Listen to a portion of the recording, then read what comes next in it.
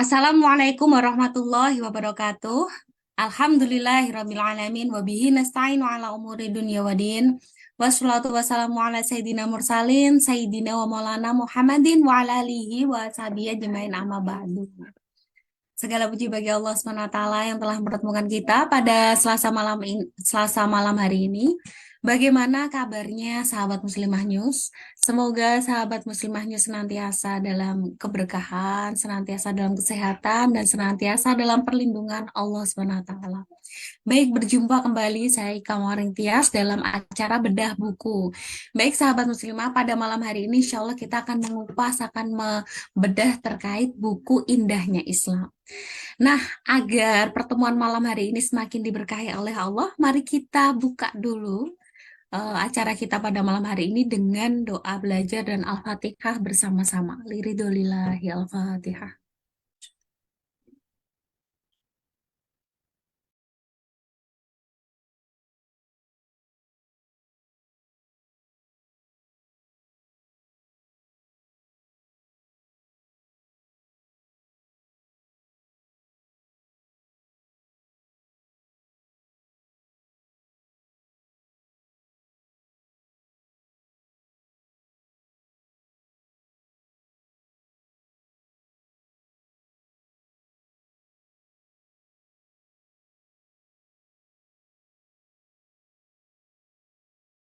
Termute.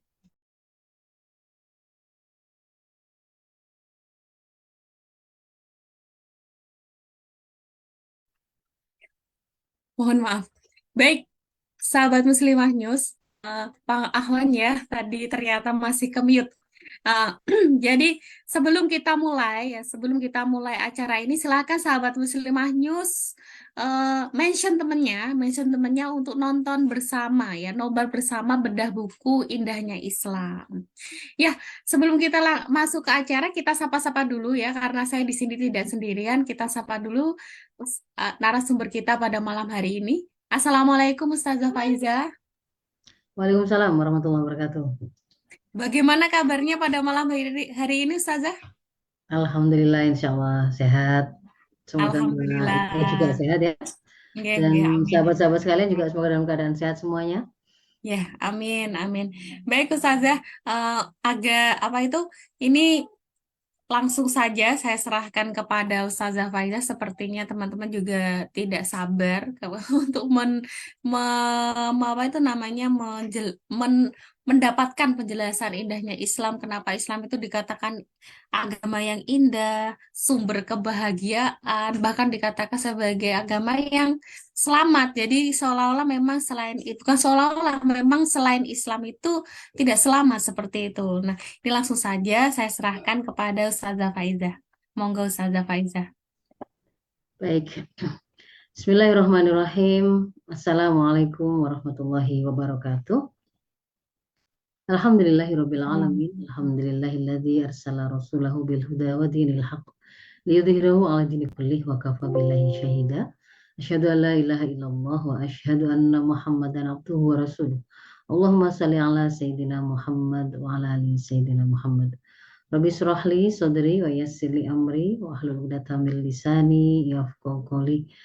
Ba'd, alhamdulillah sahabat-sahabat muslimah sekalian yang dirahmati Allah.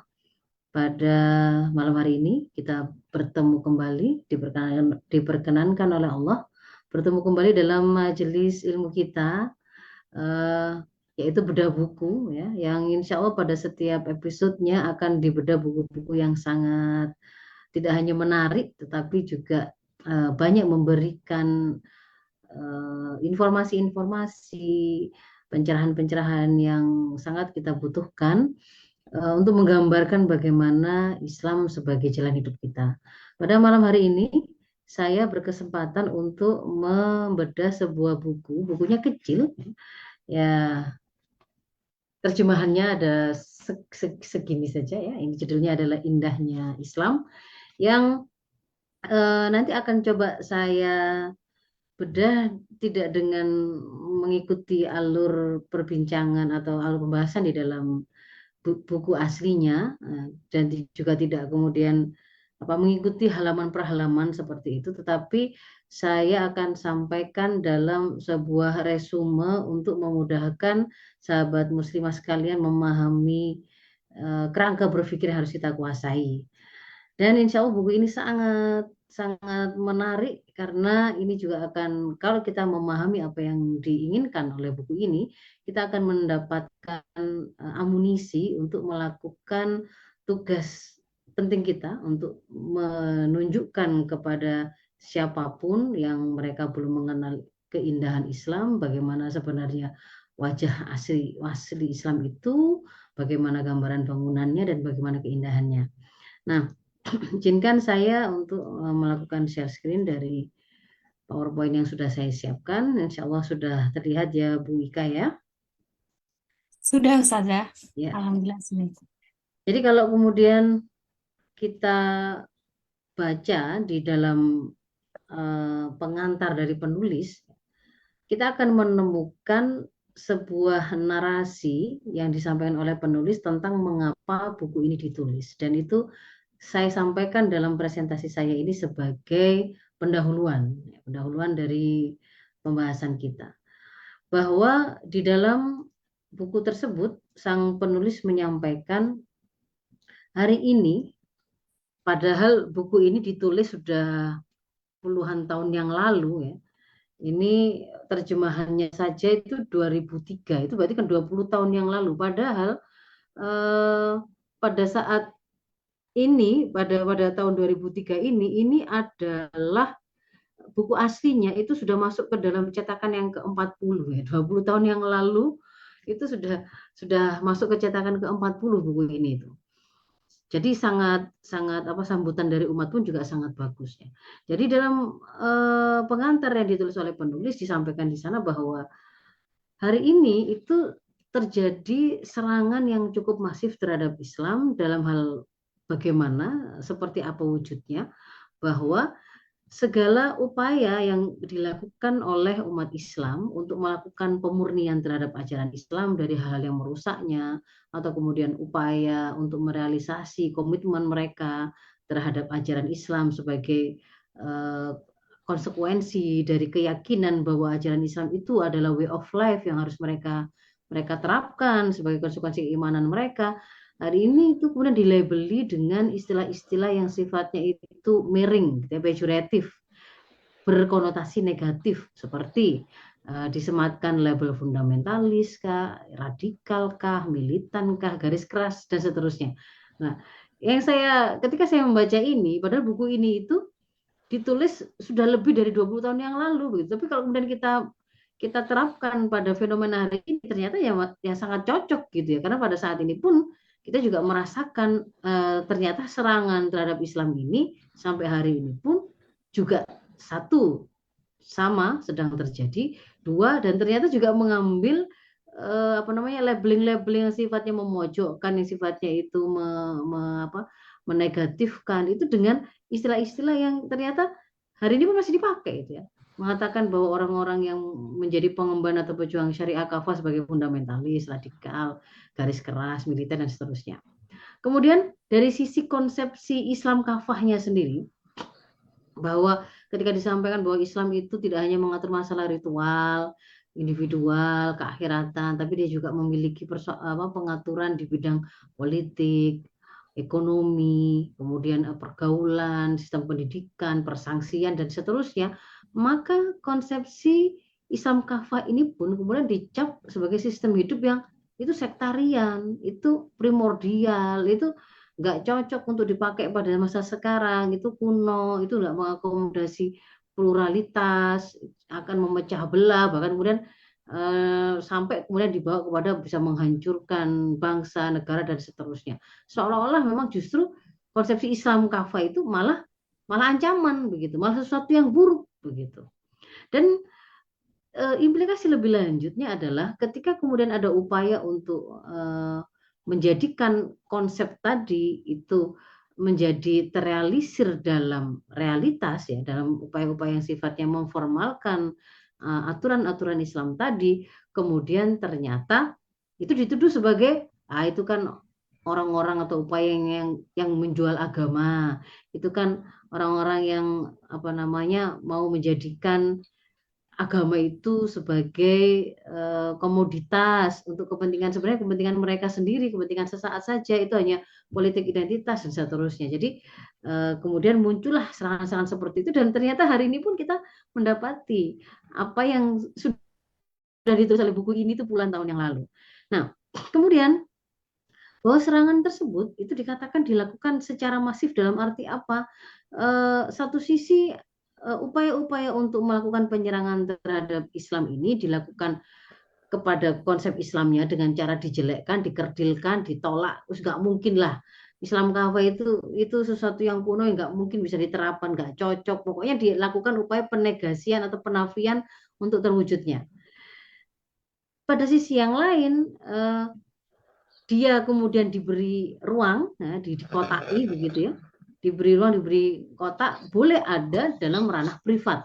Sementara ketika kemudian segala apa namanya upaya atau segala konsep untuk membuat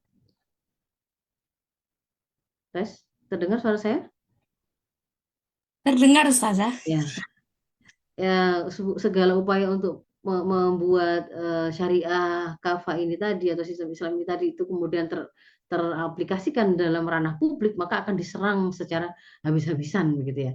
Nah, pada saat yang sama kemudian mereka menawarkan sebuah sistem hidup yang mereka gambarkan itu sebagai sebuah sistem hidup yang final, sebagai sistem hidup yang terbaik, sistem hidup yang paripurna, yaitu apa? Sekulerisme. Jadi bahwa pilihan paling rasional, pilihan paling baik untuk mengatur kehidupan itu ya sekuler itu. Jadi agama letaknya di ranah privat saja, ranah publik nggak usah bawa-bawa agama.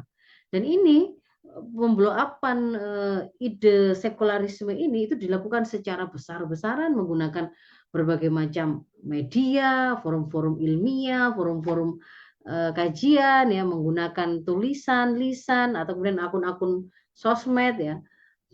Bisa bisa juga orang-orang bayaran termasuk misalnya buzzer rupiah gitu ya. Dan bahkan bisa juga menggunakan lisan-lisan dari tokoh-tokoh atau intelektual-intelektual kaum muslimin sendiri. Nanti kita akan mengenal, akan ada pembagian tugas begitu ya, cara mereka melakukan penyerangan. Kalau misalkan ini adalah yang digunakan adalah para intelektual muslim ya, dari kampus-kampus, mungkin kampus-kampus Islam begitu. Mereka menawarkan apa namanya? Tawaran hukum yang itu berbeda dengan apa yang disampaikan oleh Islam, misalkan ketika Islam mengatakan LGBTQ itu adalah haram, maka mereka akan mengatakan itu fikih itu perlu dilakukan rekontekstualisasi, perlu dibawa kepada konteks kekinian, lalu kemudian mereka akan menerangkan seolah-olah eh, ada sandarannya kehalalan misalkan homoseksual atau perilaku LGBT itu di dalam Al-Qur'an. Nah, ini sesuatu yang sebenarnya apa namanya upaya untuk melakukan serangan terhadap Islam, tetapi seolah-olah dinarasikan atau ditawarkan ke tengah-tengah umat itu sebagai sebagai itu adalah ajaran Islam itu sendiri dan kemudian ditawarkan sebagai solusi begitu ya. Nah, bahkan serangan ini itu kemudian tidak sekedar menyerang kepada hukum-hukum atau syariah tertentu yang kalau seringkali sejak zaman dulu kan kita mengenal misalkan dianggap barbar atau tidak manusiawi itu ketika berbicara tentang persangsian. Apakah itu misalkan sanksi potong tangan bagi mereka yang mencuri atau kemudian rajam bagi zina muhson, jilid bagi zina ghairu muhson. Kalau sejak dulu kita mengenal ada serangan terhadap hukum-hukum tertentu untuk kemudian dinarasikan dengan sesuatu yang buruk begitu ya, sehingga kemudian memunculkan semangat pada diri kaum muslimin itu defensif apologetik ya. Mereka menerima serangan itu lalu membela dengan membabi buta yang justru malah malah membuat apa namanya pembelaan mereka itu menjadi blunder tersendiri karena mengantarkan mereka kepada jatuh kepada menjauhi Islam itu sendiri. Nah, hari ini ternyata serangan ini itu bahkan masuk hingga pada term-term Islam ya, istilah-istilah yang sebenarnya itu sudah baku dalam Islam. Bahkan itu adalah bagian dari kalimat Allah yang tercantum dalam Al-Qur'an misalkan ya.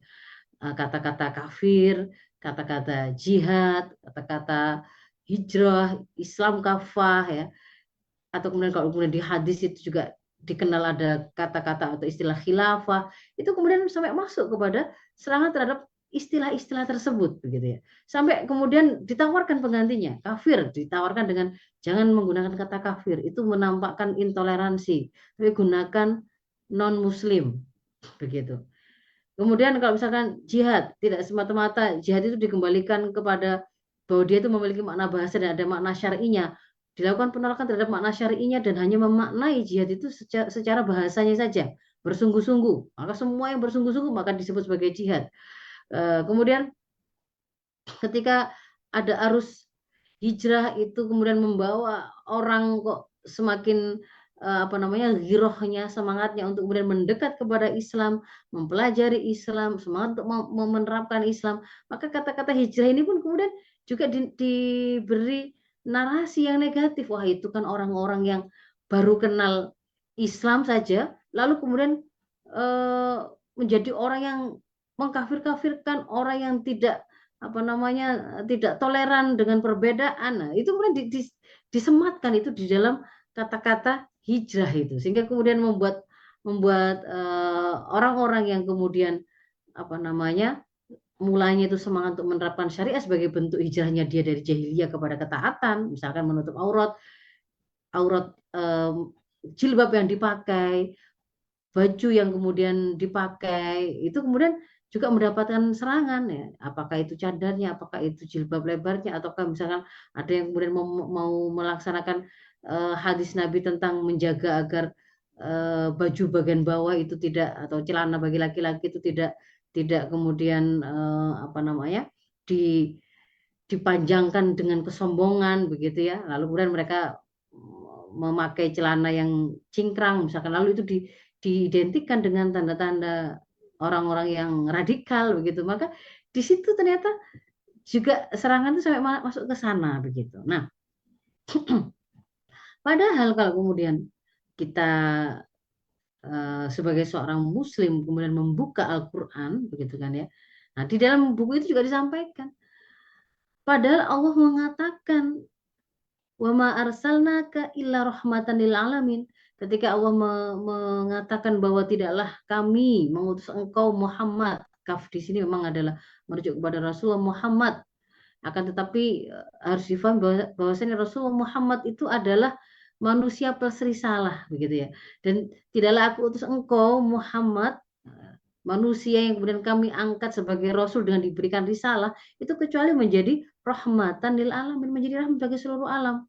Menjadi rahmat bagi seluruh alam itu artinya berarti risalah tadi, yaitu Islam tadi, termasuk syariah tadi, itu ketika kemudian dia diterapkan ke seluruh alam, dimanapun, kapanpun, atas orang berkulit apapun begitu ya, maka akan menjadi rahmat bagi kita semua. Ini tidak kemudian menjadi rahmat bagi kaum muslimin saja, tidak, dikatakan di situ menjadi rahmat bagi seluruh alam.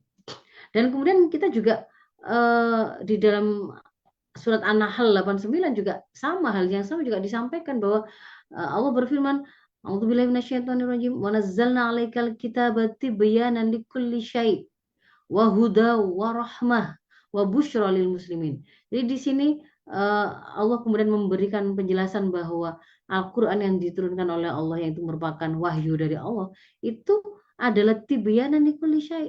Dia adalah penjelas dari segala sesuatu, dan ternyata penjelas dari segala sesuatu ini tadi itu juga akan berfungsi sebagai huda, petunjuk. Dia akan menjadi rahmat. Dia juga menjadi busyra, menjadi kabar gembira bagi orang-orang muslim. Jadi di sini kok tidak ada gitu ya sama sekali yang mengkonfirmasi tuduhan-tuduhan yang diberikan oleh musuh-musuh Islam tadi, bahwa Islam itu kalau diterapkan, waduh, kejam. Kalau Islam itu diterapkan itu pasti malah menimbulkan masalah. Bangsa bisa terpecah belah, keluarga bisa hancur, orang malah bisa nggak manusiawi, kan begitu kan tadi gambar-gambarannya.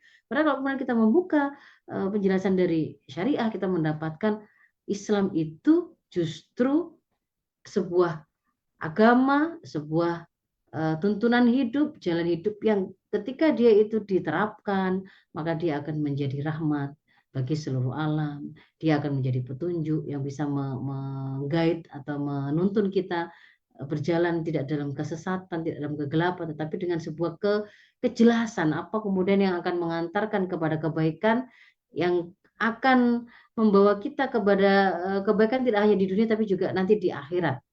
Nah,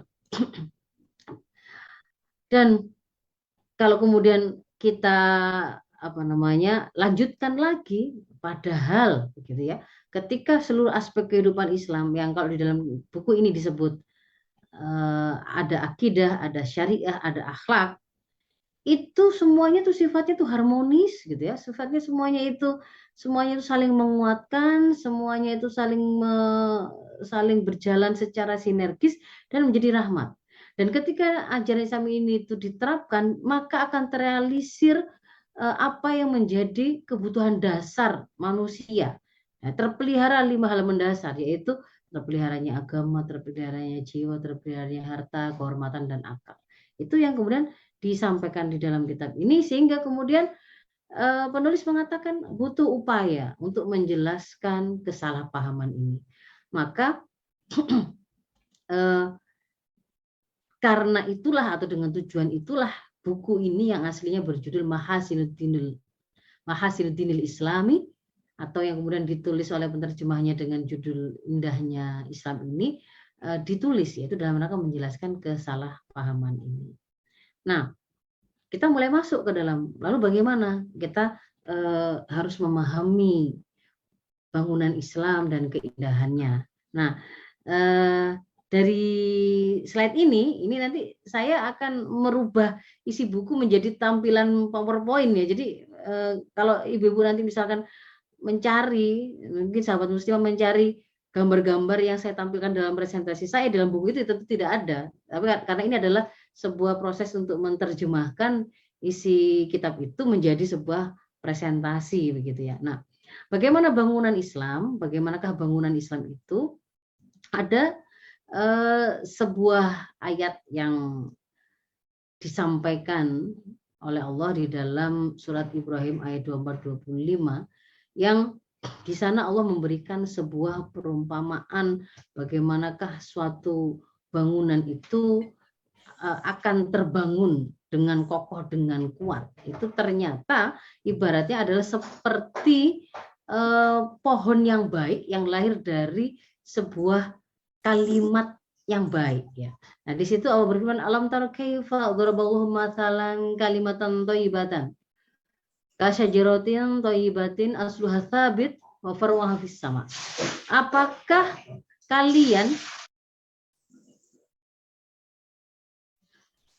kalian tidak memperhatikan bagaimanakah Allah membuat perumpamaan ya yang dia seperti kalimat yang baik. Perumpamaan kalimat yang baik. Kalimat yang baik itu seperti kasyajaratin thayyibatin, seperti pohon yang baik. Yang asluha tsabit, yang akarnya itu kuat menghujam ke bumi, wa far'uha, dan cabang-cabangnya itu kemudian menjulang kokoh ke langit. Tu'ti ukulaha kullahinin bi'irni rabbiha. Dan dia kemudian pohon itu, bangunan yang kokoh itu tadi akan menghasilkan buah ya, kebaikan-kebaikan setiap saat dengan izin Allah. Wa yadribullahul amsal linnasi la'allahum yatadzakkarun. Dan demikianlah Allah membuat perumpamaan itu agar manusia selalu ingat. Nah, kalau kemudian kita coba terjemahkan gambaran yang diberikan oleh Allah dalam Ibrahim tadi dalam bangunan, kalau pohon baiknya tadi adalah peradaban yang baik begitu ya, yang itu berawal dari akar yaitu kalimah thayyibah, yang itu kemudian kita membaca penjelasan para mufasir itu ya adalah tauhidullah, itu akidah. Maka kita akan bisa menggambarkan kira-kira kalau itu digambarkan untuk sebuah bangunan peradaban yang dihasilkan dari akidah Islam itu adalah seperti ini. Bahwa akidah Islam itu adalah kesadaran atau pemikiran yang mendasar tentang kehidupan ini itu hakikatnya apa, sampai seseorang itu bisa mendudukkan dia, alam semesta, dunia, kehidupan ini tuh ada penciptanya yaitu Allah, dan mereka diciptakan itu dengan dengan misi penciptaan. Bersolat bareng nanti sholat bareng.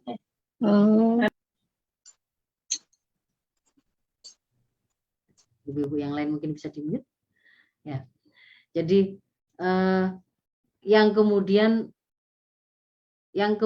si kesadaran tadi itu akan kemudian juga mengantarkan kita kepada, nanti akan saya tunjukkan satu-satu karena di dalam kitab ini kemudian juga dibahas satu-satu keindahannya itu, akidah, lalu syariah dan seterusnya.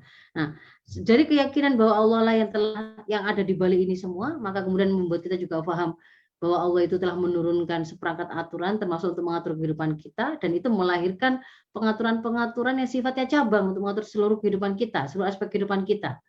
Kalau pakai saya gabungkan dengan penjelasan dalam kitab yang lain begitu ya, bahwa yang namanya peradaban atau mabda itu adalah akidah akliyah yang basiku anhanidom, pemikiran mendasar yang bersifat rasional yang kemudian terpancar darinya itu nidom. Nidom itu adalah seperangkat peraturan kehidupan, dan di dalam kitab yang sama juga disampaikan. Maka itu kalau kemudian mau kita kayak klasifikasi begitu ya, dia juga berisi tidak hanya konsep. Jadi tidak hanya pemikiran-pemikiran yang sifatnya teori atau konsep. Bagaimana sih kalau kemudian ketika ada orang melakukan pencurian, konsepnya itu seperti apa? Tidak hanya konsep, tapi juga metodenya.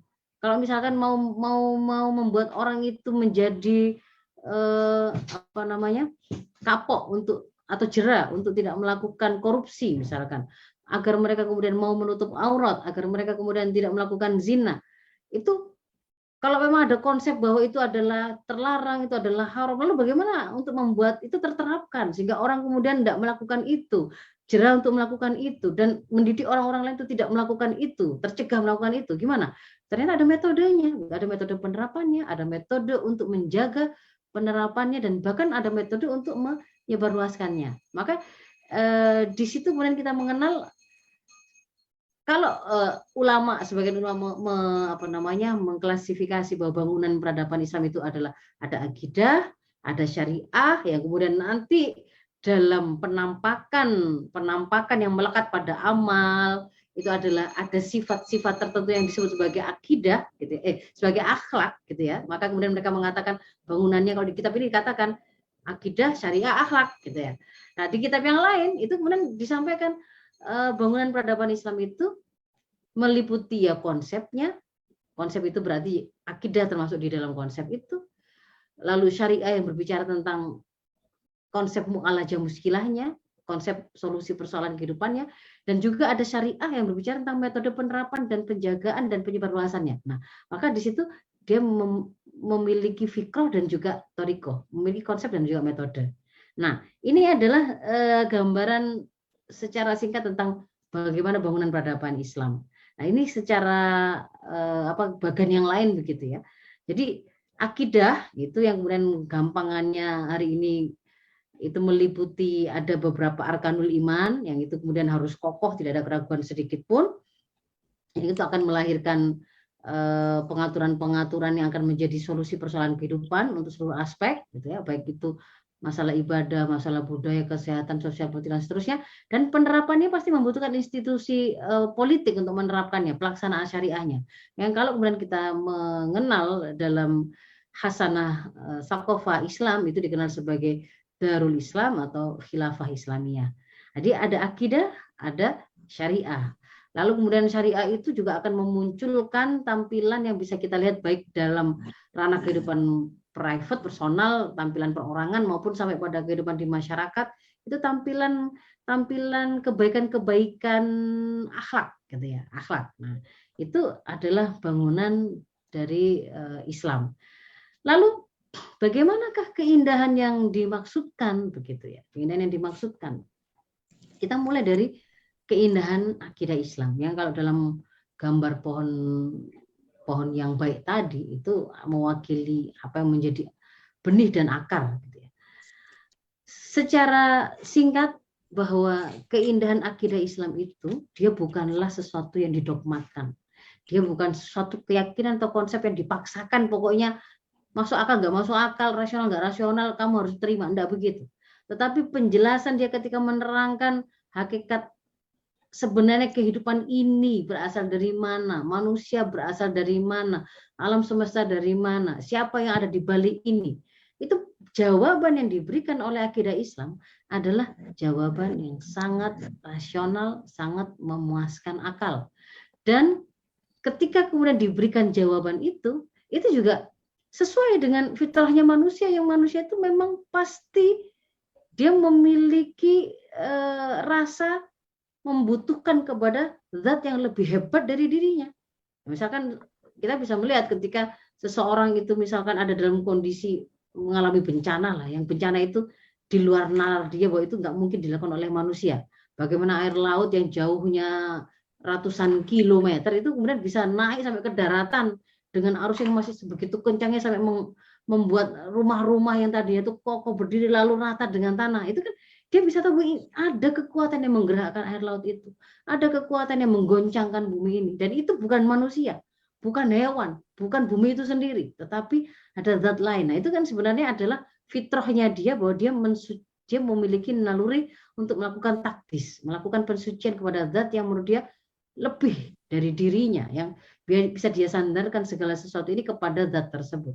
Dan ketika kemudian jawaban-jawaban yang diberikan itu sesuai dengan fitrahnya manusia, menenteramkan akal, memuaskan akalnya begitu ya, dia tidak merasa dipaksa untuk menerima penjelasan itu, maka dia juga akan menerima itu dengan ikna, dengan puas, dengan tenang, dengan tentram begitu ya. Nah, bagaimana coba gambarannya begitu ya, gambaran keindahan dari akidah Islam, bahwa kita tidak memahami bahwa kalau orang-orang sekuler itu ada yang kemudian meletakkan Tuhan itu adalah sebatas ide saja. Sebenarnya tidak ada realitanya, hakikat itu nggak ada. Tapi dia itu baguslah kalau diada-adakan. Minimal diadakan dalam ide. Supaya orang yang meyakini ide itu akhirnya kemudian menjadi orang yang baik. Jadi mereka mengatakan Tuhan itu sebatas ide. Sehingga kalau dia mengatakan atau menyetujui ide itu, maka Tuhan menjadi ada. Kalau dia tidak setuju dengan ide Tuhan itu ada, maka menjadi tidak ada. Nah, akhirnya Islam mengatakan bahwa Al-Khaliq yang Maha Pencipta, yang dia itu menjadi sumber dari segala alam semesta kehidupan dan manusia ini, itu memang real, ada, hakiki, bukan khayalan, bukan buatan, bukan sesuatu yang dibuat di dalam benak saja. Dia bisa kita buktikan keberadaannya. Kita bisa buktikan sifat-sifat yang memastikan bahwa dia itu adalah pencipta. Dan itu proses pembuktiannya itu tidak dengan dogma, tapi pembuktian. Pembuktian baik menggunakan dalil-dalil yang menggunakan potensi yang kita punya, yaitu akal. Di dalamnya juga ada indera, begitu ya.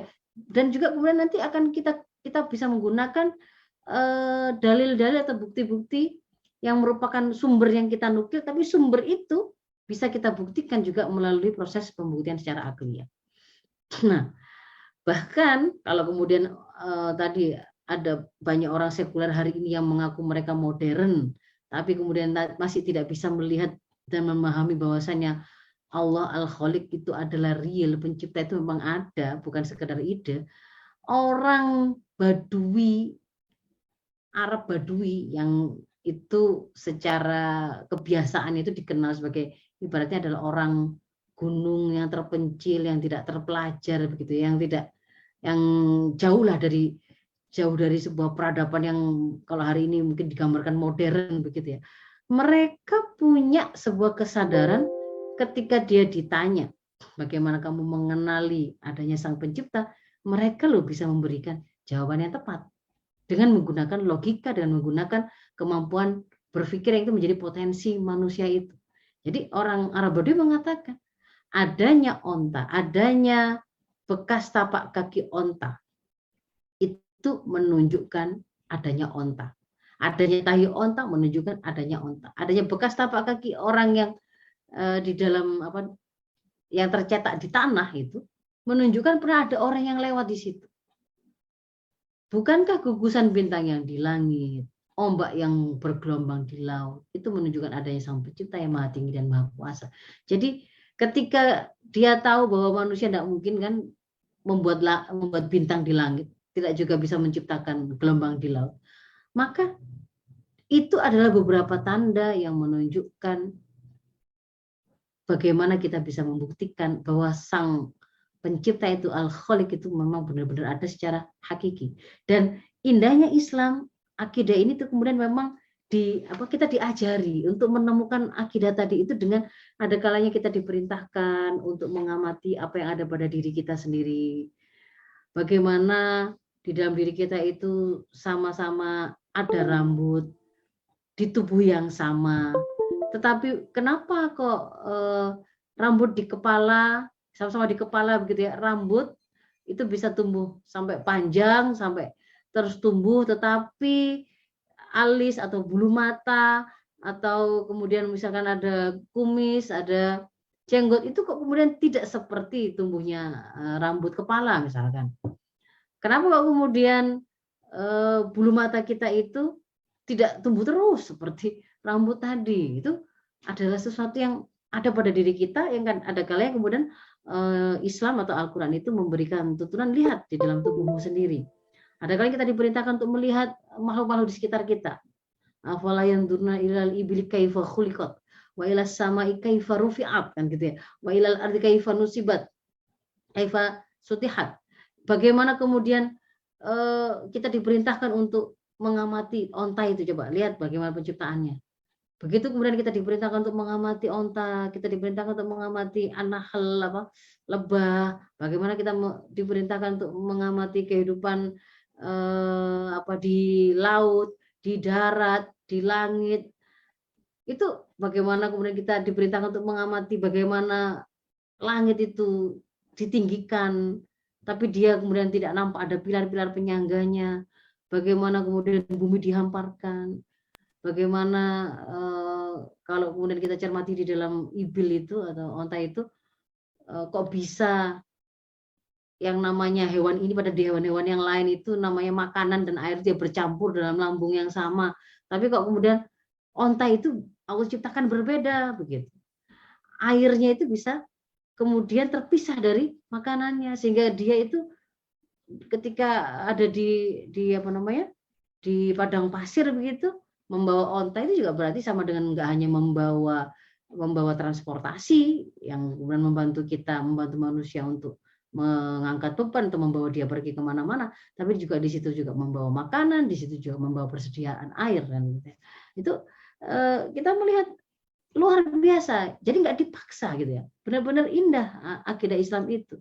Ketika kemudian kita mengamati hari ini, gampangannya ya, kita ketemu ada boneka kata, pada saat yang sama pasti kita yakin pasti ada yang bikin ini kan, mau dari kayu, mau dari keramik, mau dari tanah liat, apapun kita pasti tahu pasti ada yang membuat. Lah, kalau kemudian kita melihat ada kata asli, seekor kata yang hidup, ya tentu saja dia juga ada yang menciptakan, kan begitu.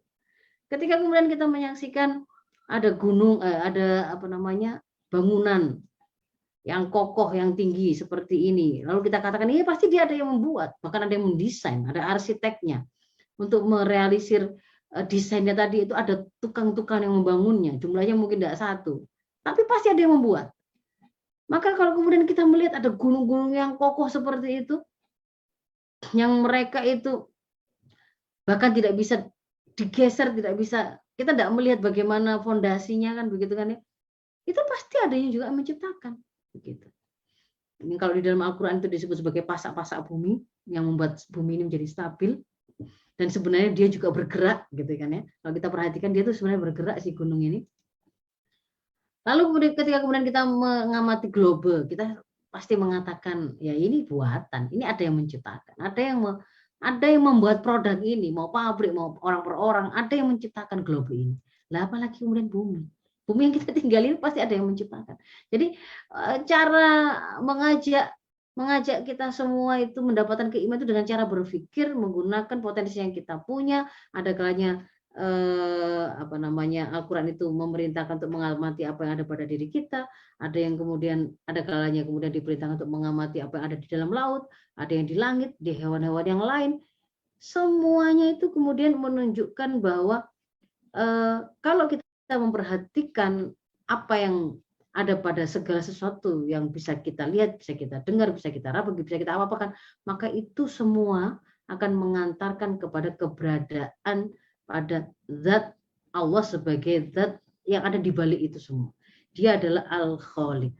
Nah, lalu tidak hanya mengantarkan kita kepada kesimpulan bahwa ada Al-Khaliq, tetapi pada saat yang sama kita akan juga dibikin untuk memahami bahwasanya Al-Khaliq itu juga melakukan pengaturan sedemikian rupa sehingga kita bisa mengatakan dia juga Al-Mudabbir.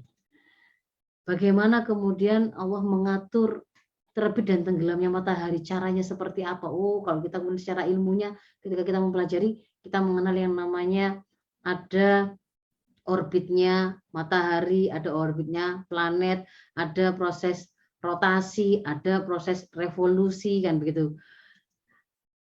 Sehingga kemudian kita mengenal itu ada siang dan malam, misalkan kalau di dalam Al-Qur'annya di Al-An'am 96 yang di situ diterangkan a'udzubillahi minasyaitonirrajim falikul isbahi wa ja'alal laila sakana wasyamsa wal qamara husbana.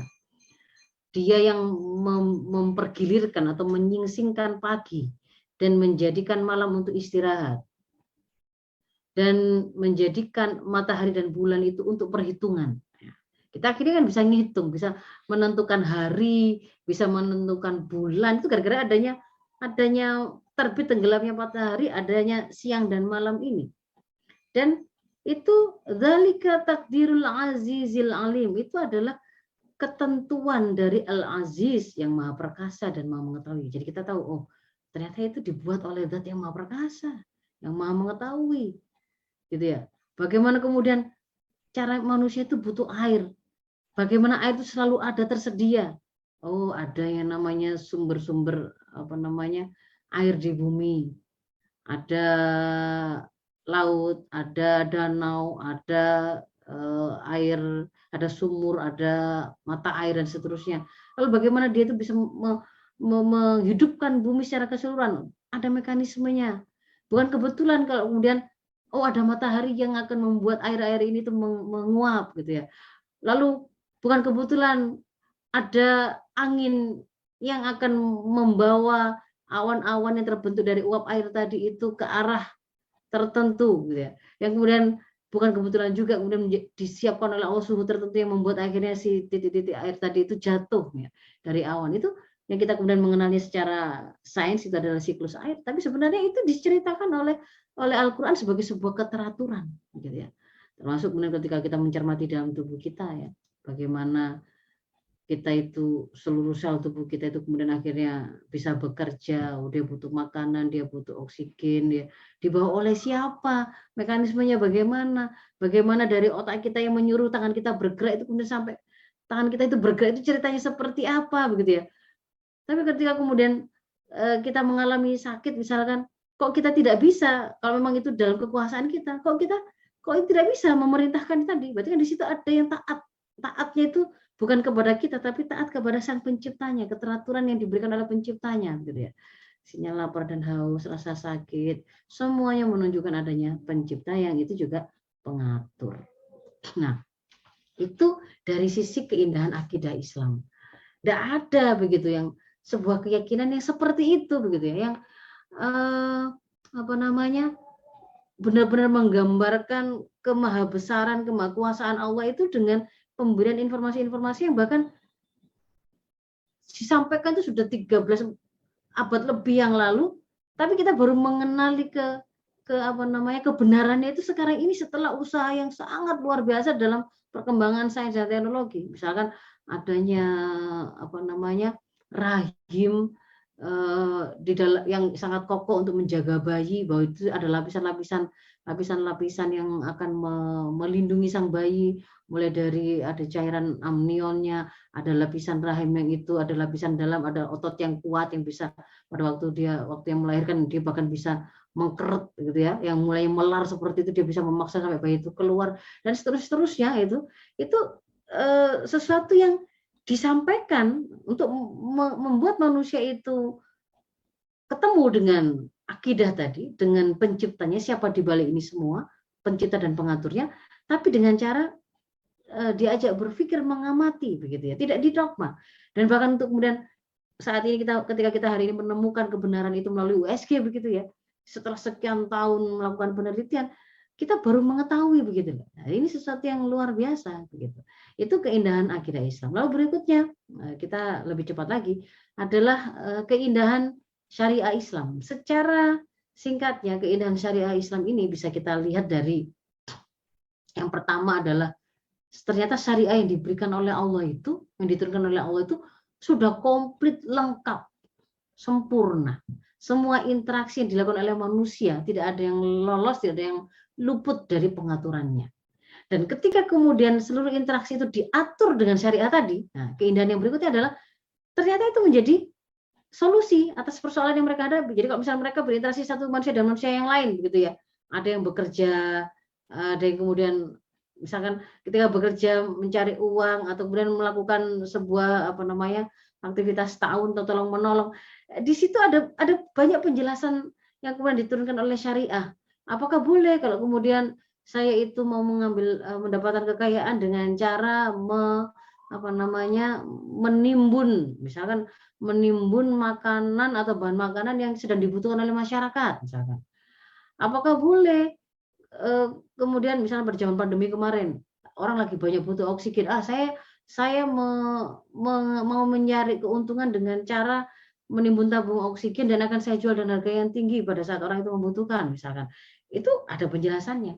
Apakah boleh kemudian kalau saya membutuhkan uang tapi saya tidak punya, lalu saya berhutang, bagaimana hutang yang dibolehkan? Kalau saya menghutangi, hutangnya seperti apa? Itu semuanya ada penjelasannya. Kalau kemudian mereka melakukan transaksi tidak tunai, seperti apakah tuntunannya? Kalau kemudian masyarakat, dalam kehidupan masyarakat ada yang kemudian melakukan kedoliman satu dengan yang lain, misalkan ada yang mencederai tubuh orang, itu seperti apa? Ternyata syariah ini itu sudah lengkap untuk menyelesaikan semua pertanyaan-pertanyaan itu, dan ketika itu diterapkan, nanti saya tunjukkan, dia sifatnya solutif. Dia sifatnya menyelesaikan persoalan yang dihadapi oleh manusia. Karena persoalan yang dihadapi oleh manusia berarti kan manusia itu ya bisa tua, bisa muda, laki, perempuan. Dari berkulit merah, berkulit hitam, berkulit putih, ya, berkulit kuning, berkulit sawo matang, ya semua termasuk manusia. Asalkan dia manusia, maka persoalan yang dihadapi bisa diselesaikan dengan syariah. Dan bedanya dia dengan kebijakan atau aturan-aturan yang lain di luar Islam, penerapan syariah ini itu perpaduan materi dan ruh. Dalam arti apa? Misalnya begini, kalau makan, aktivitas makan, orang kafir maupun orang muslim, dari sisi amal makannya, bergeraknya, tangannya, menyendoknya, memasukkan ke mulutnya, mengunyahnya, memasukkan ke lambungnya, dicerna, itu materi semata, materi saja, sesuatu yang sifatnya madah fakot. Tetapi ketika dalam Islam itu di situ setiap amal manusia itu dituntun untuk merupakan masjul madah biruh, perpaduan antara materi perilakunya tadi itu, amal tadi itu, dengan kesadaran bahwa dia adalah hamba Allah. Jadi ketika dia makan tadi, kan diperintahkan, oh iya makan karena saya adalah hamba Allah. Makan makanan yang boleh saya makan harus saya kaitkan dengan status saya sebagai hamba Allah. Kesadaran itu akan membuat dia memilih hanya makanan yang halal, makanan yang thayyib, melakukan adab seperti yang diperintahkan, membaca bismillah, memulai dengan yang dekat, mengunyahnya dengan pelan, seperti itu. Maka yang tadinya itu sama-sama ngunyah, tapi ketika kemudian di sini dihadirkan ruh, kesadaran akan hubungan dia dengan Allah sehingga dia mentaati apa yang rambu-rambu yang diberikan oleh Allah tadi, di situ menjadi tidak semata-mata materi makan, tetapi bisa bermakna atau bernilai ibadah, bernilai amal soleh di sisi Allah. Nah, dan juga bahwa syariah ini itu ketika kemudian diterapkan untuk kehidupan manusia dalam semua levelnya, maka dia akan mengantarkan kemuliaan tidak hanya di dunia dan di akhirat. Jadi tidak hanya selesai masalah di dunia ini, bagaimana sih banjir itu bisa terselesaikan, tapi tidak hanya itu. Bagaimana sih supaya nggak membuat ada banyak sekali ketidakjelasan nasab, ada aturan pergaulan gitu ya. Tidak hanya mengatur atau membawa kemuliaan di dunia ini, tetapi nanti juga di akhirat. Ya. kita di akhirat akan selamat dan kita juga akan mendapatkan ridha dari Allah. Itulah keindahan syariat Islam sebagai sebuah reviewnya begitu ya. Kalau kemudian kita coba buka satu persatu kesempurnaan Islam itu disampaikan oleh Allah di dalam Al-Maidah ayat 3. Al-yauma akmaltu lakum dinakum wa atmamtu 'alaikum ni'mati wa raditu lakum Islam dinan. Jadi di situ memang Allah sudah menyampaikan, sudah disempurnakan Islam ini sebagai agama kita. Kemudian kalau secara kita gambarkan begitu ya, kesempurnaan itu seperti apa sih? Yang tadi dikatakan mengatur seluruh interaksi manusia. Ya. Tadi kan ulama itu membagi bangunan Islam itu akidah dan syariah. Ada yang membagi mabda Islam atau ideologi Islam itu dengan fikroh dan torikoh. Fikroh meliputi konsep akidah plus konsep syariah yang berisi konsep mu'alajah muskilah atau solusi. Dan ada metode yaitu syariah yang berbicara tentang cara, metode untuk melaksanakan, menjaga dan menyebarluaskan dari konsep tadi. Nah, ini kalau kemudian kita bagi gitu ya, maka syariah yang diturunkan oleh Allah ini tadi, baik secara konsep maupun metodenya, itu yang kemudian mengatur seluruh jenis interaksi yang dilakukan oleh manusia. Baik interaksi antara manusia dengan Tuhannya, dengan Allah dalam hal akidah, dalam hal ibadah, yang bagaimana dia mau mensucikan Allah, mau beribadah kepada Allah, gitu ya. Bagaimana dia meyakini keberadaan Allah Al-Khaliq Al-Mudabbir yang maha berkuasa atas segala sesuatu, Al-Aziz, Al-Muhyi, Al-Mumit. Itu di situ dijelaskan rinci. Ibadah juga begitu, rinci. Dia juga mengatur, syariah itu juga mengatur interaksi manusia dengan dirinya sendiri, sama rincinya. Bagaimana kemudian dia memerintahkan manusia makan makanan tertentu yang halal, yang thayyib, ada adab-adabnya, pakaiannya itu seperti ini, bagaimana dia harus menghiasi dirinya dengan sifat-sifat tertentu, dan juga mengatur secara rinci juga sama rincinya seluruh aspek kehidupan, baik itu persoalan keluarga, persoalan politik, ekonomi, pendidikan, pertanian, kesehatan, pertahanan, dan seterusnya ya, persangsian. Nah, ini nanti kemudian kita bisa lihat secara penerapan secara kafahnya itu karena dia berasal dari sebuah benih yang benar, akidah yang benar, maka ini semua adalah aturan yang benar. Karena dia berasal dari zat yang maha benar, maka semua pengaturannya adalah juga benar. Karena dia berasal dari zat yang menciptakan manusia dan kehidupan ini, maka pasti seluruh pengaturan ini adalah pengaturan yang paling pas untuk manusia dan kehidupan ini. Sehingga dia itu menjadi sebuah sistem yang solutif dan sumber kebaikan. Nah, kalau kemudian di kitab ini indahnya Islam ini tadi, itu kemudian dirinci satu persatu. Bagaimana keindahan ibadah, gitu ya. Dirinci satu persatu. Saya belum masuk di sini. Jadi dirinci satu persatu. Saya ambilkan contohnya saja, misalkan ibadah. Dicontohkan ibadah sholat, misalkan. Bagaimana indahnya sholat itu? Lihat aktivitas sholat itu kan aktivitas pengagungan yang dilakukan oleh hamba kepada Tuhannya. Dia kan mau memuliakan penciptanya, Tuhannya.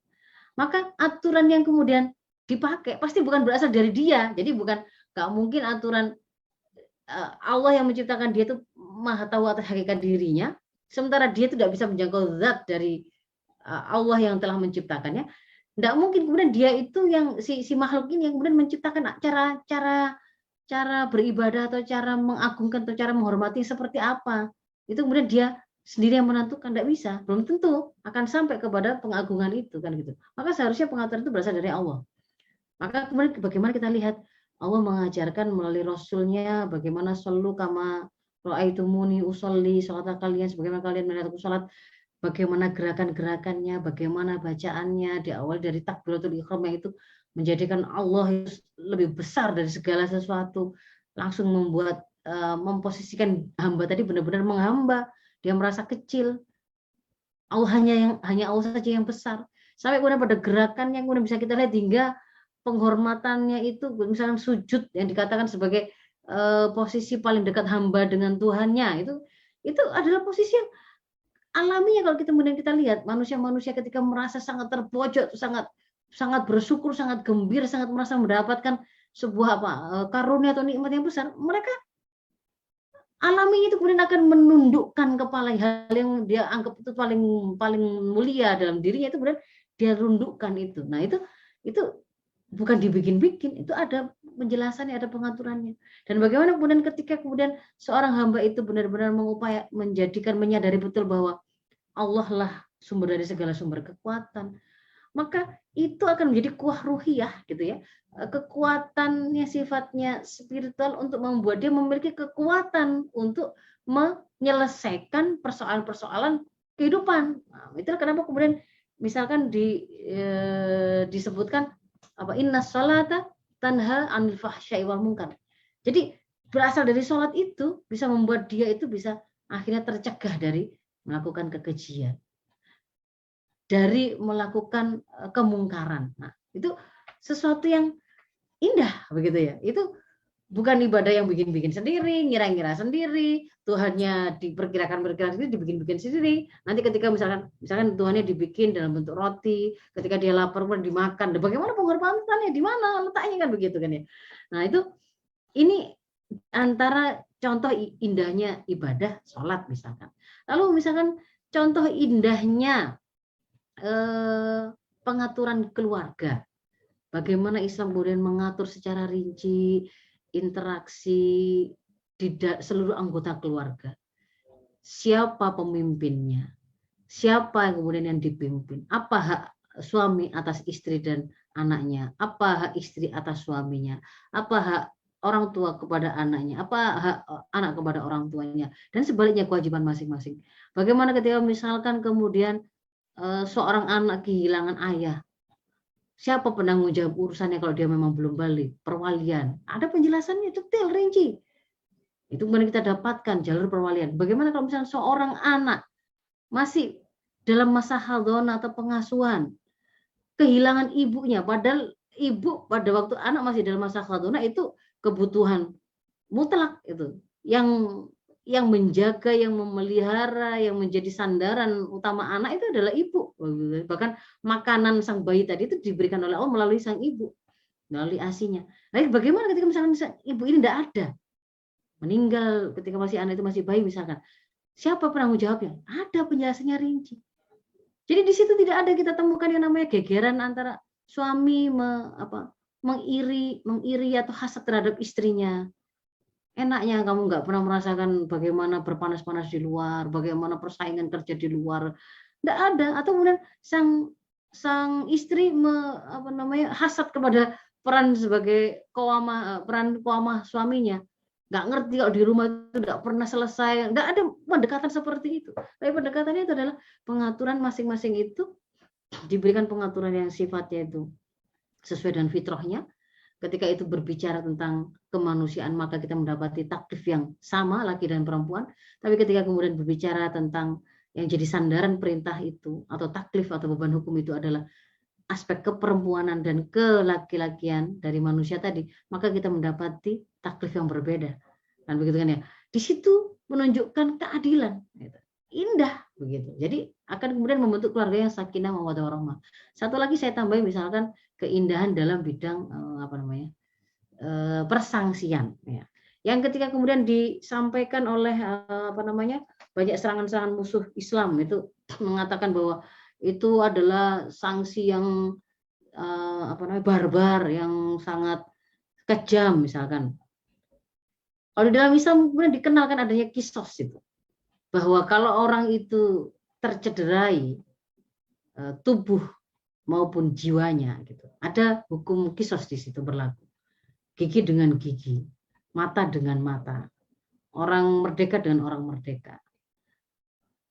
Kemudian kalau misalkan ada pembunuhan dengan sengaja, pembunuhan dengan seperti sengaja, pembunuhan tidak sengaja, semua ada penjelasannya.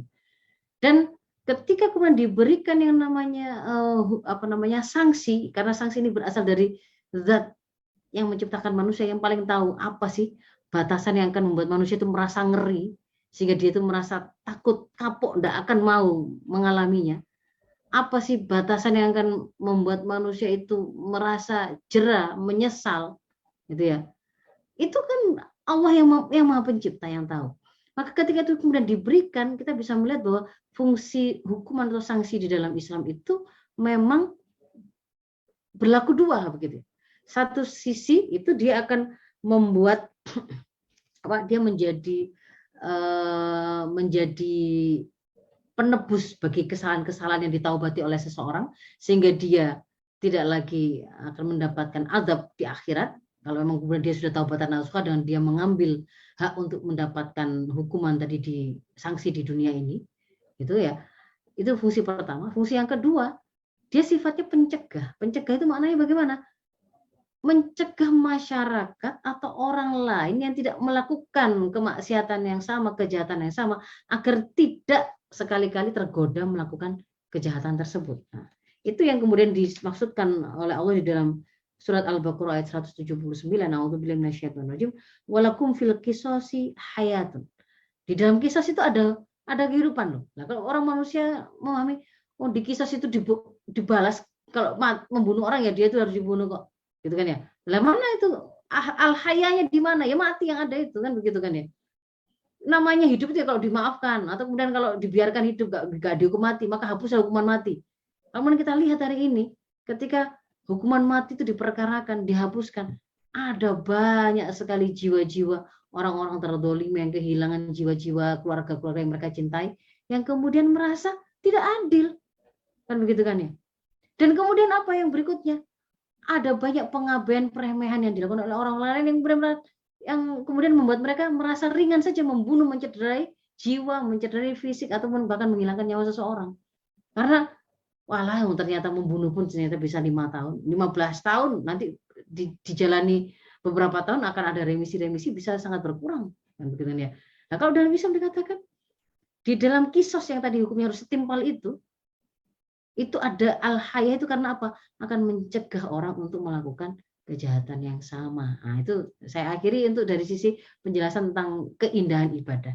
Dan keindahan yang lain, keindahan lain itu adalah ini kaitannya dengan akhlak atau sifat, gambaran sifat, karakter, keunggulan, kemuliaan yang kemudian bisa kita lihat lahir atau muncul terwujud pada diri seorang muslim ketika dia hidup dengan Islam. Misalkan bagaimana seorang muslim itu tidak takut mati.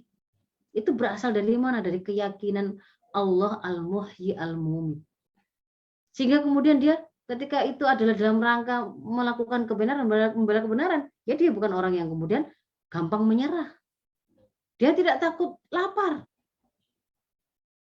Karena dia tahu bahwa bahkan seandainya pun dia itu punya makanan, dia punya uang gitu ya, yang bisa dia gunakan untuk membeli dan masukkan makanan. Kalau Allah yang menciptakan lidah, gigi, lambung, usus dia itu tidak memberi rizki untuk bisa mengolah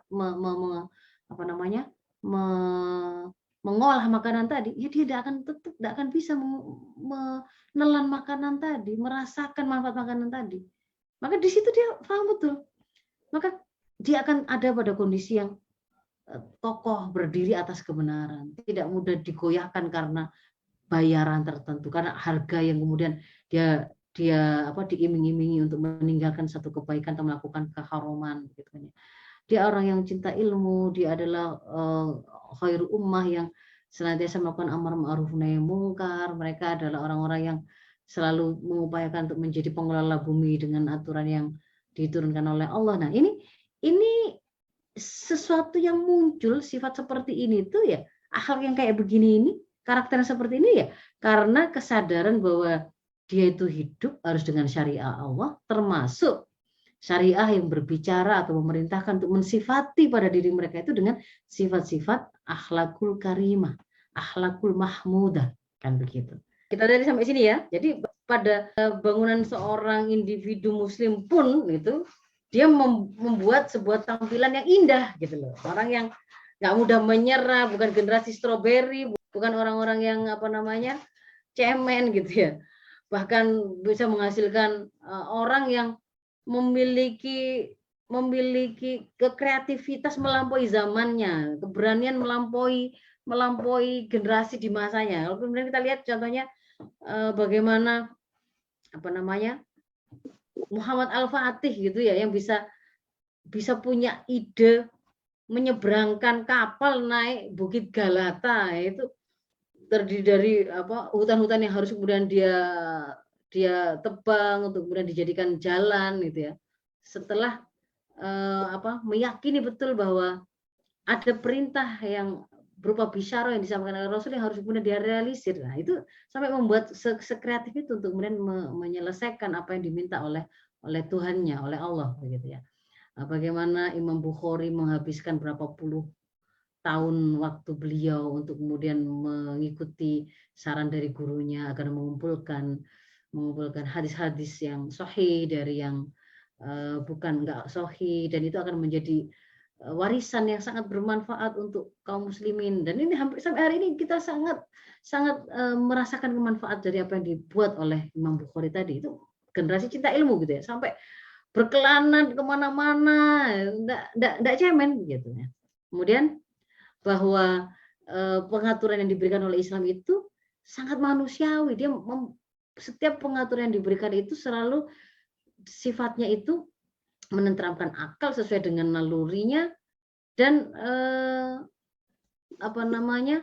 juga memenuhi apa yang menjadi kebutuhan fisiknya gitu ya. Jadi misalkan puasa, diperintahkan puasa, enggak terus puasa yang bagus, yang paling bagus itu yang paling menyiksa dirinya. Tidak ada prinsip seperti itu. Tidak ada prinsip kemuliaan itu terletak kepada semakin compang-campingnya baju kita atau semakin menderitanya fisik kita, dan itu dianggap sebagai sebuah jalur cepat untuk sampai kepada misalkan kemuliaan di akhirat. Enggak ada konsep seperti itu.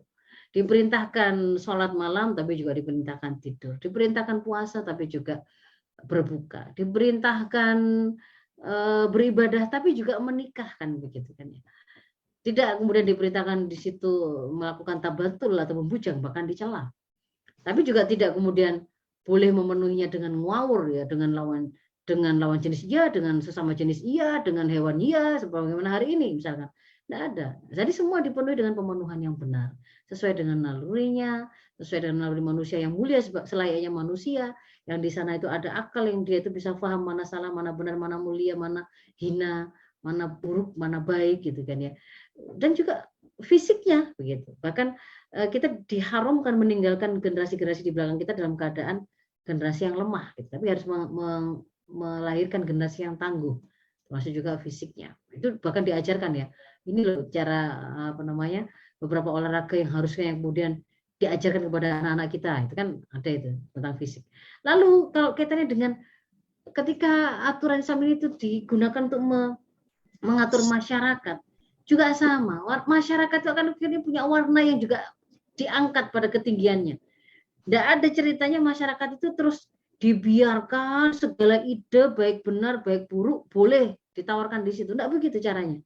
Ada nilai-nilai tertentu yang kemudian harus direalisir oleh Islam itu dalam masyarakat. Masyarakat itu tidak boleh di dalamnya itu kemudian ada interaksi yang sifatnya itu laki perempuan campur baur sampai kemudian mengantarkan kepada rusaknya kehormatan misalkan. Ada penjelasan tentang bagaimana tandimusilah benar rajul wa mar'ah. Bagaimana pengaturan jamaah laki perempuan, bagaimana pertemuan di antara mereka supaya mereka itu interaksi untuk memenuhi kebutuhan itu jalan, tetapi tercegah dari hal-hal yang merusak, tercegah dari hal-hal yang bisa menjatuhkan mereka pada kerendahan. Itu juga diterangkan oleh Islam begitu. Itu sesuatu yang pada peradaban hari ini mereka bingung memulainya di mana. Gitu. Nah, itu di antara keindahan Islam. Lalu, ini juga di antara penampakan sifat atau karakter yang juga melekat pada masyarakat Islam, itu juga kita menemukan misalkan penjelasan tentang seorang muslim dengan muslim yang lain itu seperti bunyanin wahid gitu ya, seperti bangunan yang satu yang saling menguatkan, seperti satu tubuh. Kalau satunya itu sakit, badannya menjadi demam gitu kan ya, keseluruhan. Di situ diperkenalkan yang namanya kepedulian. Man asbaha wa mautuni falaysa minallahi fi syai' wa man lam yahtam bi amril muslimin falaysa minhum. Itu diperkenalkan. Itu hanya ada dalam Islam bahwa muslim itu nggak boleh yang namanya egois, tapi dia memiliki kepedulian pada apa yang terjadi di masyarakatnya. Dia diperkenalkan yang namanya di situ ada ukhuwah Islamiyah. Diperkenalkan namanya konsep yang namanya isar. Isar itu apa? Bahkan seseorang itu sebenarnya memiliki kebutuhan, tetapi dia akan didorong untuk membantu saudaranya yang lebih membutuhkan, untuk kemudian dia bantu. Nah, itu karena apa? Gitu ya. Karena apa? Bukan karena ada keuntungan, mumpung dia butuh bantuan ini, dia butuh uang untuk membawa keluarganya ke rumah sakit. Kebetulan ini saya kasihlah hutangan yang sifatnya itu riba. Itu enggak begitu, tetapi ini memang ta'awun alal birri wat taqwa. Wala ta'awanu alal ismi wal udwan. Nah, itu gambaran masyarakat Islam itu begitu. Mereka bekerja sama dalam ketakwaan dan kesabaran, dan mereka tidak bekerja sama dalam dosa dan keburukan begitu ya, dan permusuhan. Nah, ini di sana ada kewajiban amar ma'ruf nahi mungkar. Maka di situ ada upaya untuk saling menguatkan. Ada yang salah, diangkat, diluruskan supaya tidak tenggelam semuanya. Pakai Rasul menggambarkannya seperti perumpamaan kehidupan bermasyarakat itu dalam hal menegakkan dan meruntuhkan ajaran Islam itu seperti sekelompok orang yang naik kapal besar yang mereka harus berbagi tempat, dek atas dan dek bawah, dan kemudian kalau yang ada di dek bawah itu satu saat berpikir melubangi tempatnya sendiri ketika dia mau mengambil air, dan ketika itu dibiarkan oleh yang lain, tidak perlu yang lain itu membantu melubangi, tetapi cukup dengan membiarkan saja, maka kehancuran atau tenggelam itu akan dirasakan oleh seluruh kapal dan isinya. Ada aktivitas dakwah di situ yang diperintahkan. Ini khas masyarakat Islam. Itu juga menunjukkan keindahan Islam. Dan ketika syariat Islam diterapkan secara kafah, tadi sudah disampaikan, akan terrealisir atau terjaga 5 hal mendasar. Ini yang kemudian dikenal sebagai maqasidus syariah. Ya. Maksud disyariatkannya syariat Islam itu adalah akan terjaga atau terpelihara hifdzuddin, terjaga agama, terjaga jiwa, terjaga akal, terjaga keturunan, terjaga kehormatan, terjaga harta. Ini terjaga ini tadi itu dengan apa ya? Dengan penerapan Islam kafah. Misalkan terjaga akal manusia itu dengan hukum-hukum yang mengharumkan khamr, mengharumkan zat-zat semacam narkoba yang merusak akal, yang merusak fungsi berpikir manusia, itu di situ. Itu hifdzul akal. Kalau misalkan pemeliharaan terhadap jiwa, itu bagaimana dia bisa terrealisir? Yaitu ketika hukum-hukum yang berkaitan dengan jinayat tadi, pencederaan terhadap fisik manusia ataupun penghilangan jiwa manusia itu diterapkan. Maka orang nggak akan gampang-gampang mencederai orang lain ataupun membunuh atau menghilangkan nyawa orang lain. Termasuk juga hifdzul mal, misalkan penjagaan terhadap harta, hukum-hukum seputar keharuman mencuri, bagaimana nisabnya, bagaimana hududnya, begitu ketika ada pencurian yang mencapai nisab, itu ada korupsi itu seperti apa, di situ ketika diterapkan maka disitulah akan terpelihara harta dan seterusnya. Dan ini nggak ada hubungannya dengan piagam PBB begitu ya, yang kemarin kemudian dikatakan justru untuk menjaga, yang penting adalah menjaga maqasidus syariah, maknanya kan memelihara 5 hal ini.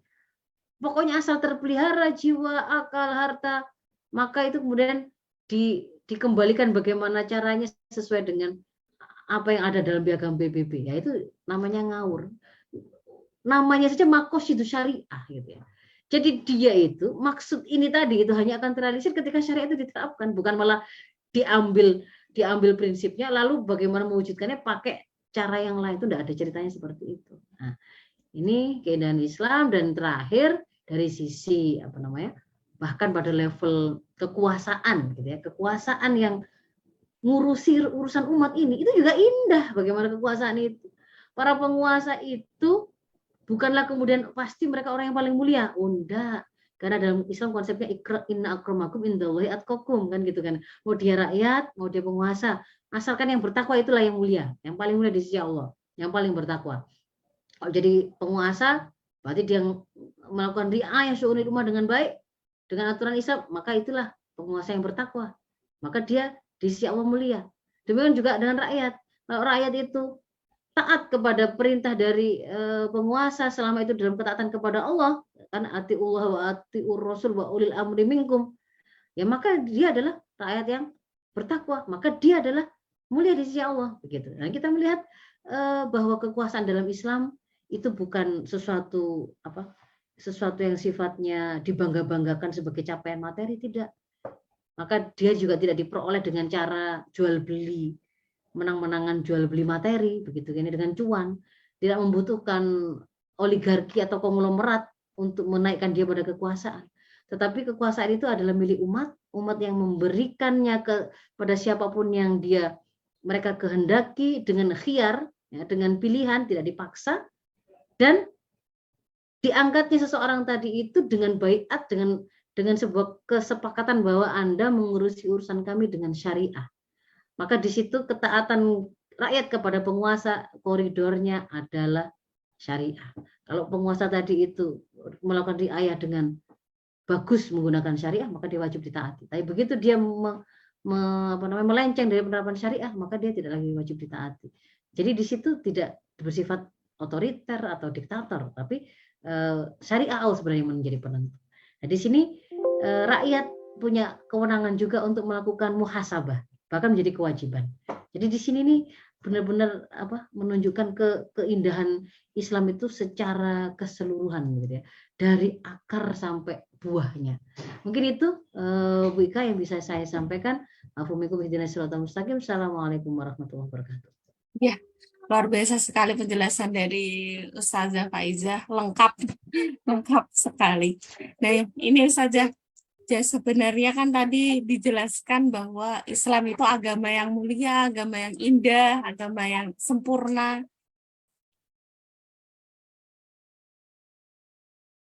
Nah, ini ada satu pertanyaan saya, tapi mengapa Islam hari ini itu seolah-olah didiskreditkan, gambarannya dituding macam-macam dan sebagainya. Ini bagaimana pandangan Ustazah?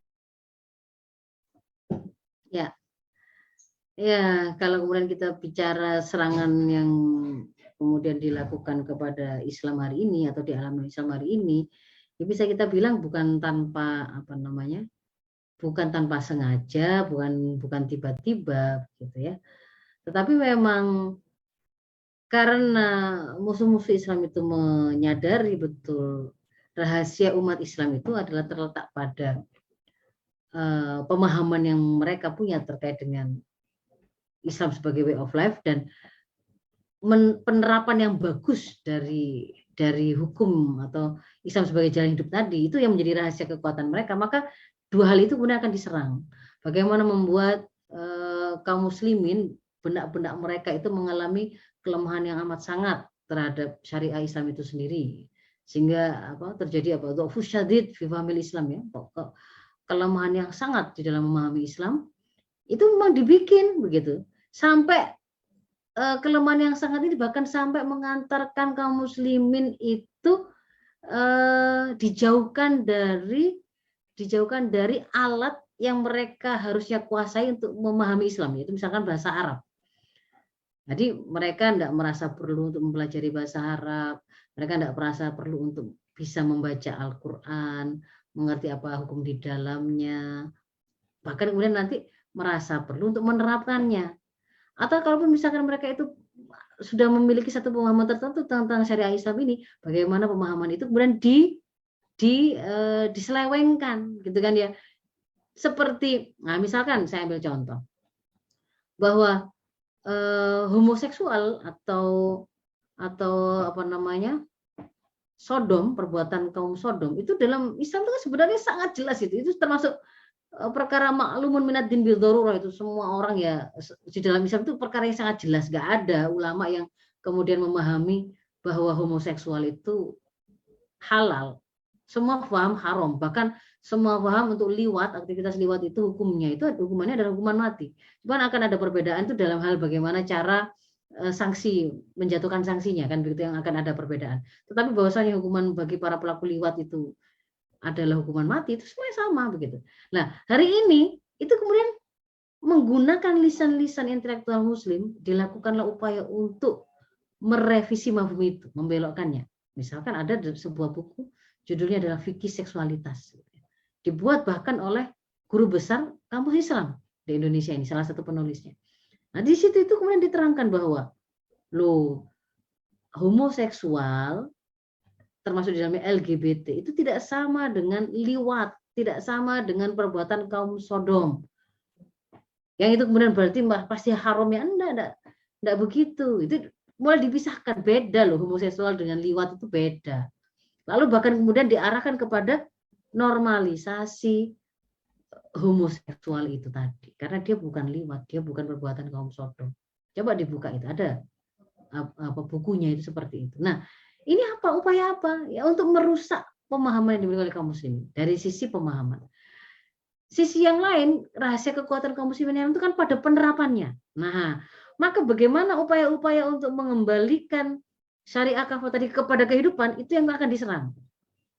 Maka dibuatlah tadi kan serangannya itu kan supaya itu level privat saja lah gitu. Kalau kamu mau sholat ya silakan, tapi jangan bicara-bicara bagaimana membuat orang lain itu masyarakat ini menjadi masyarakat yang religius agar mereka sholat meskipun mereka muslim. Nggak usah begitu. Privat sendiri-sendirilah. Orang itu berzina untuk nyari makan, kamu nggak usah ikut-ikut campur urusan itu. Kesolehan, mereka perkenalkan istilah yang merancukan, kesolehan personal dan kesolehan sosial, kan gitu kan ya. Mungkin mereka secara personalnya tidak solih orang-orang yang berzina ini, tapi mereka solih sosial loh. Mereka juga sering membantu fakir miskin. Nah, itu membuat akhirnya kayak membuat ragu-ragu. Nah, itu serangan terhadap supaya nggak diterapkan dalam sektor publik, termasuk juga serangan kepada para penerapnya, metode penerapnya. Kalau di dalam Islam sebenarnya kan hukum-hukum yang diturunkan oleh Allah itu tidak hanya mengurusi interaksi manusia dengan dirinya, dengan Tuhannya, tapi juga dengan manusia yang lain. Ini kan berkaitan dengan persoalan pengaturan sosial masyarakat. Berarti butuh kekuatan politik untuk menerapkannya, melaksanakannya. Disitulah akan diserang. Nggak boleh ada negara yang kemudian dia berposisi menerapkan syariah. Syariah itu nggak boleh muncul ke dalam kehidupan publik. Kalau ada orang yang menyuarakannya, dijadikan itu sebagai bahan untuk kemudian dia sampaikan harus diterapkan. Wah, itu berarti politik identitas. Mereka akan serang. Itu jualan agama. Itu kepentingan sesaat. Itu memecah belah. Maka akan serangannya ke arah untuk mencegah penerapan. Nah, itu memang sebuah upaya untuk menjauhkan penerapan Islam itu dari kehidupan. Kenapa? Karena kalau sampai kaum muslimin itu menerapkan kembali syariah Islam secara kafah, itu realnya, maka mereka harus kehilangan Freeport. Freeport harus kehilangan tambang emas di Papua itu. Karena apa? Karena dalam konsep Islam yang namanya tambang, barang-barang tambang yang sifatnya itu tak terbatas, itu milik umum, milik umat. Nggak boleh dimiliki oleh perorangan maupun swasta, kelompok ataupun perorangan. Tapi dia milik umat, hanya boleh dikelola oleh negara untuk dikembalikan lagi kepada umat. Bahkan negara nggak bisa mengalih tangankan memberikannya kepada siapapun. Nah, jadi kalau kemudian kaum muslimin itu minta diterapkan syariah Islam, maka di situ akan diterapkan hukum ekonomi seputar kepemilikan. Ada kepemilikan individu, kepemilikan masyarakat, ada kepemilikan negara. Termasuk diantaranya berarti para penjajah itu akan kehilangan kekuasaan mereka atas barang-barang tambang dan sumber daya alam yang hari ini mereka kangkangi, kan begitu kan?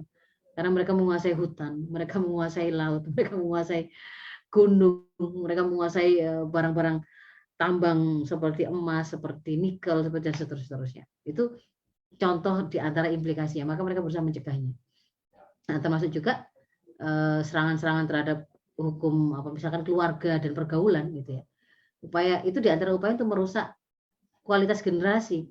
Generasi itu lahir dari keluarga. Generasi muda Islam itu yang dia kalau pakai perspektif Islam, semua generasi yang dilahirkan oleh Islam itu kan harusnya kan generasi tangguh, siap jadi mutakinah imamah, siap menjadi pelaku amar ma'ruf nahi mungkar. Nah, ini kalau itu sampai lahir generasi yang kayak begitu, pasti akan menyadari betul adanya penjajahan yang mereka lakukan, musuh-musuh Islam ini.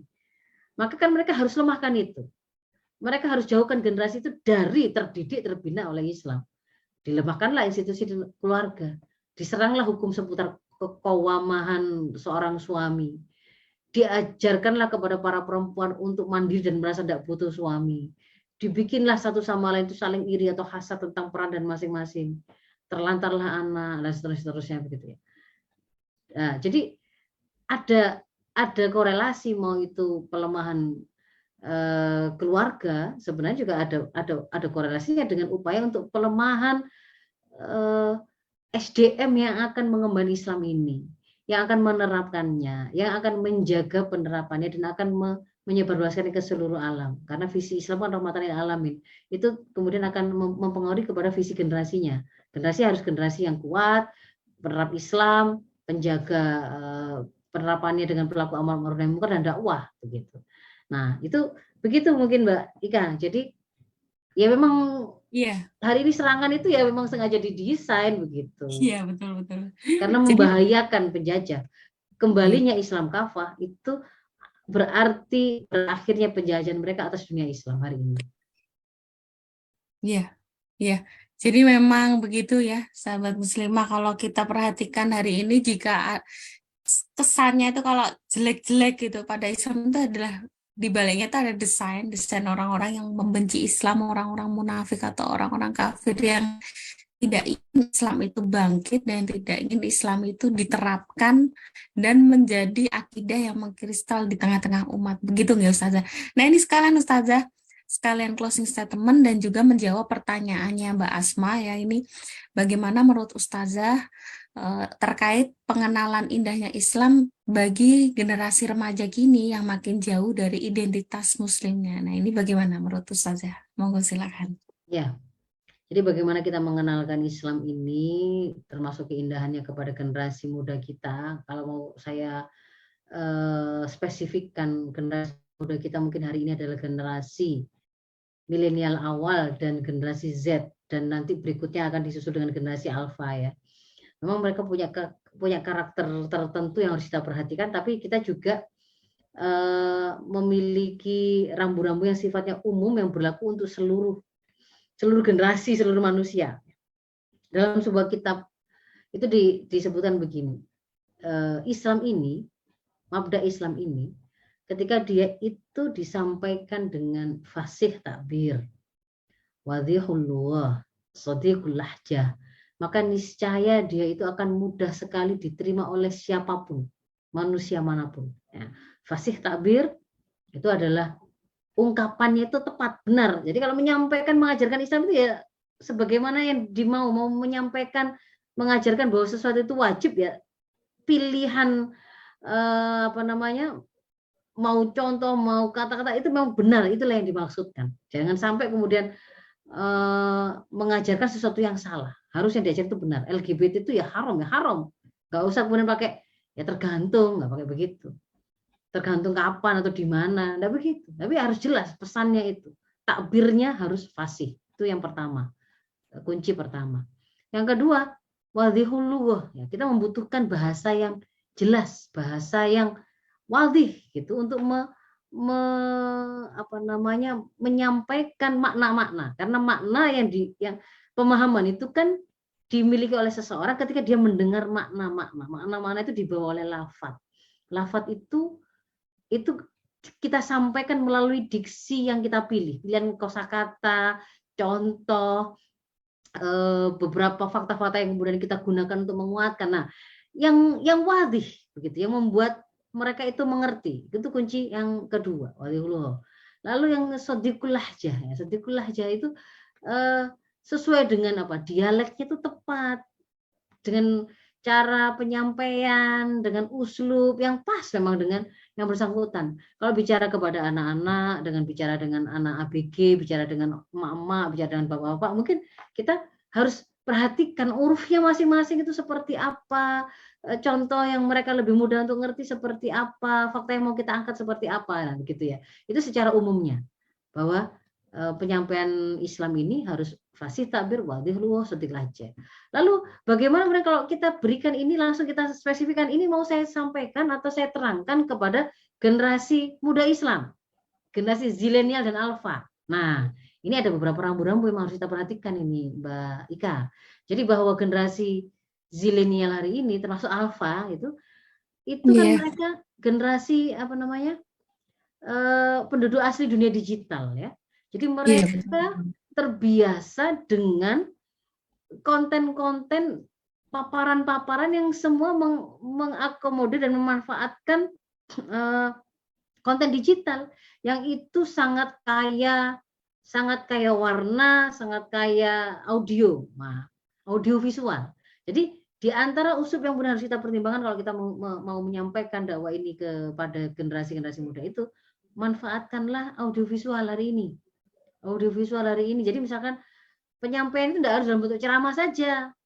Kalimat saya ini, misalnya begitu ya, bisa ibu-ibu atau sahabat muslimah sekalian itu olah, bisa berubah menjadi meme, bisa berubah menjadi video singkat, bisa jadi reel, bisa jadi short, bisa jadi infografis yang itu ada tampilan visualnya, kemudian mungkin bisa ditambah dengan audio tertentu yang dipakai gitu ya, seperti background musik, background dan seterusnya. Lalu mereka juga punya karakter karena biasa memiliki keberlimpahan informasi, itu kan mereka biasa nyari info itu dan mendapatkan info itu dari mana saja. Mereka biasa nyekrol yang membuat mereka itu memang lebih mudah berganti-ganti fokus. Nah, ini yang membuat mereka juga lebih tidak tahan untuk mendengarkan atau konsentrasi pada waktu yang lama. Maka kalau kemudian mempertimbangkan kepada mereka, mungkin di antara usul yang lain adalah sampaikan itu dalam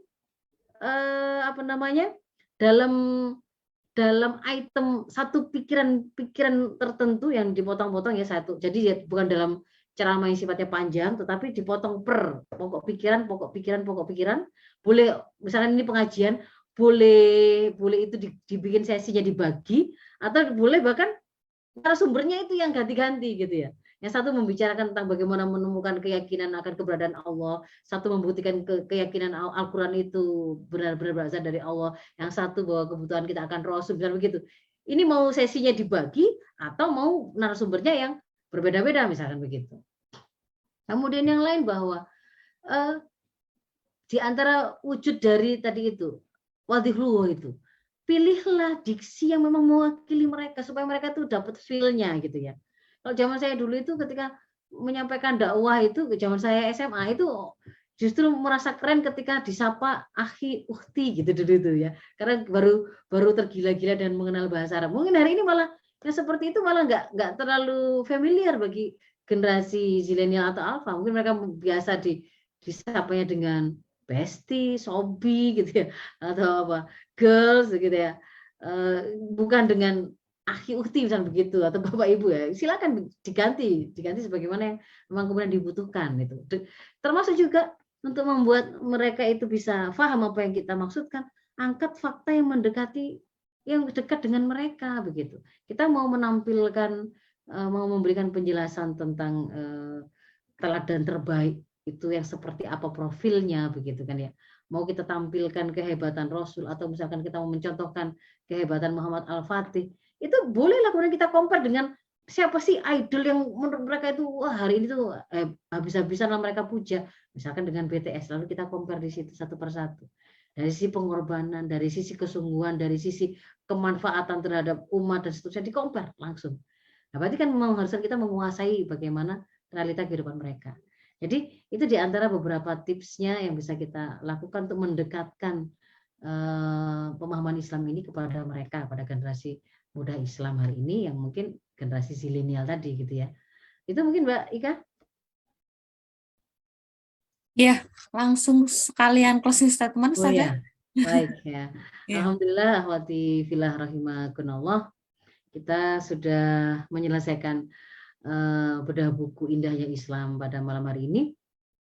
Semoga yang tadi yang sudah saya paparkan, saya jelaskan itu bisa menjadi sebuah amunisi begitu ya, untuk kemudian membuat kita lebih yakin, lebih paham, oh ternyata begini tuh sebenarnya bangunan Islam itu.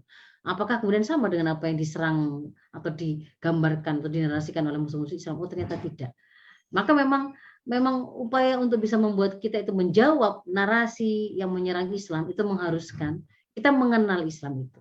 Mengenal Islam itu dalam arti kita tidak hanya mempelajari hal-hal yang sifatnya ritual dan individual, tetapi harus kita ngaji Islam secara kafah sebagai way of life. Dan itu harus diagendakan, disengaja, dialokasikan waktu tertentu. Tidak boleh ada muslim yang kemudian tidak mengalokasikan di antara waktu hidupnya itu untuk mengkaji Islam. Maka seruan saya adalah mari menguasai bagaimana Islam itu sebagai way of life kita dengan melakukan pengkajian secara rutin terhadap seluruh ajaran-ajaran Islam secara kafah, lalu setelahnya kita akan berusaha menerapkannya dan juga mengajarkannya, menyebarluaskannya kepada orang-orang yang terdekat dengan kita. Semoga apa yang kita sudah lakukan dan niatkan sejak awal, sejak kita hadir dalam majelis ini, menyimak perbincangan yang ada pada forum hari ini, dicatat Allah sebagai amal solih. Saya mohon maaf pada hal yang kurang berkenan. Afu minkum. Ihdinas siratal mustaqim. Assalamualaikum warahmatullahi wabarakatuh. Waalaikumsalam warahmatullahi wabarakatuh. Baik sahabat muslimah, luar biasa penjelasan Ustazah Faizah pada malam hari ini. Semoga indahnya Islam yang telah dijelaskan oleh Ustazah Faizah ini meyakinkan kita kalau memang Islam itu benar-benar indah, benar-benar patut untuk diterapkan dalam segala aspek kehidupan. Tentunya juga memotivasi kita agar kita senantiasa menyebarkannya ke seluruh umat manusia ya, baik yang ada di dekat kita maupun di media-media sosial yang kita miliki. Mungkin itu dari saya mohon maaf apabila dalam membersamai diskusi atau bedah buku pada malam hari ini ada kekurangan atau kekhilafan. Kita tutup dengan istighfar 3 kali. Astagfirullahaladzim, astagfirullahaladzim, astagfirullahaladzim. Subhanakallahumma bihamdik.